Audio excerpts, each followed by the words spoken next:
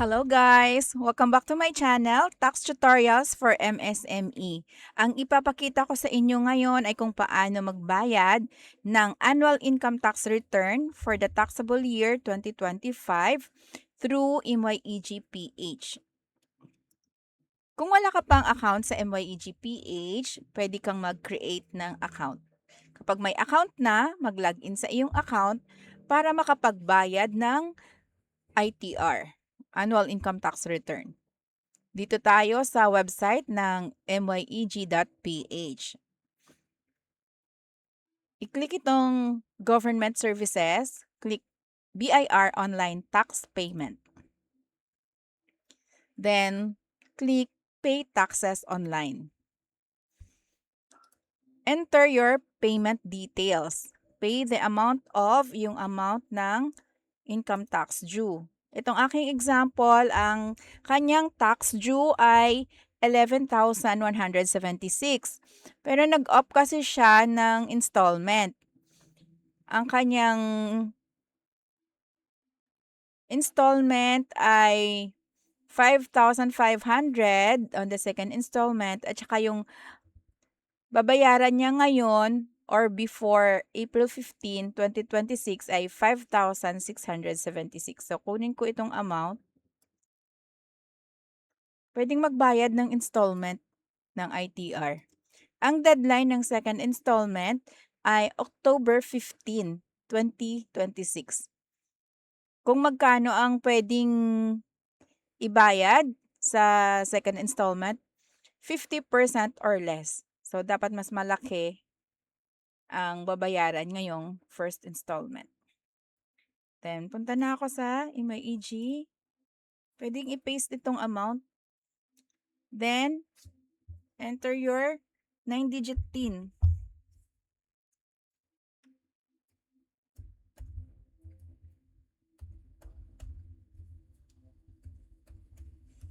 Branch code, 50. RDO code, makikita sa iyong form. 029. Form series, 1700. Form type, yung form type na ginamit ay 1701A.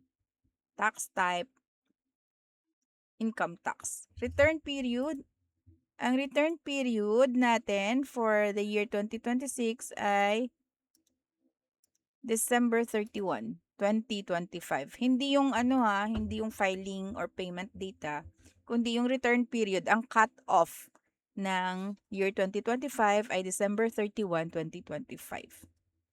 Then click next. Enter your email address.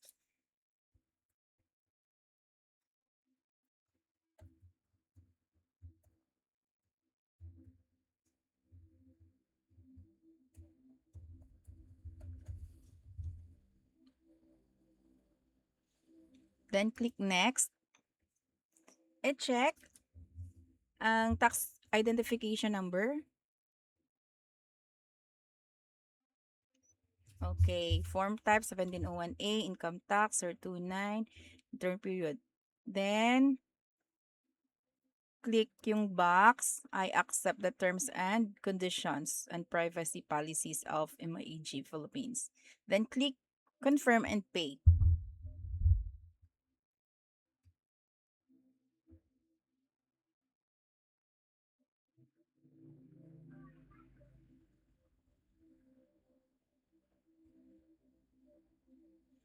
Okay, choose your payment method.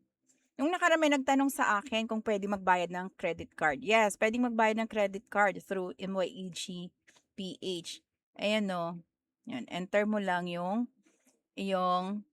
card details. Pwede rin magbayad sa GCash, Maya, GrabPay, Shopee Pay. Oh, may Maribank and SPay Later. Oh, ang gagamitin natin ay GCash. Okay. I-click yung I understand that MYEG does not process or facilitate refunds under any circumstances, and that all refund requests must be coordinated directly with the respective government merchant. So, kung merong error dito sa iyong payment, sa BIR ka na magpa-data fix or magpa-correct. Kailangan mong gumawa ng request para mapa-correct yung details of payment at mai-apply sa iyong tax return. Clicking second box, I understand that all convenience fees are strictly non-refundable. So, may convenience fee tayo na 20 pesos. Minsan mataas yung amount na lumalabas dyan kasi kapag sa credit card, mataas. Then, click proceed. Are you sure you want to proceed? Okay.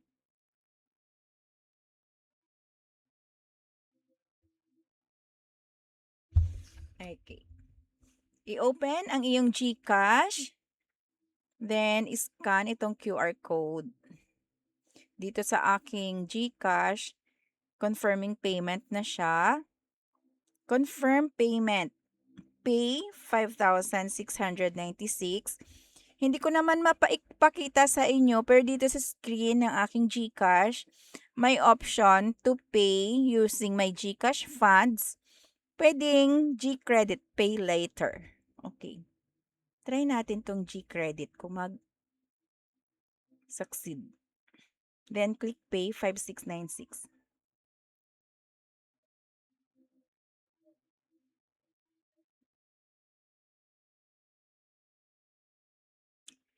Okay. Payment success. Yung ibinayad ko ay G-Credit.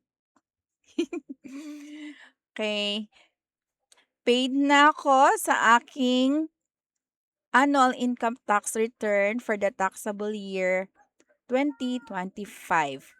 Sa mga bago pa lang sa aking channel, please don't forget to subscribe to my channel. Pwede nyo ring i-share ang aking videos para marami po tayong matutulungan na kapwa natin taxpayers.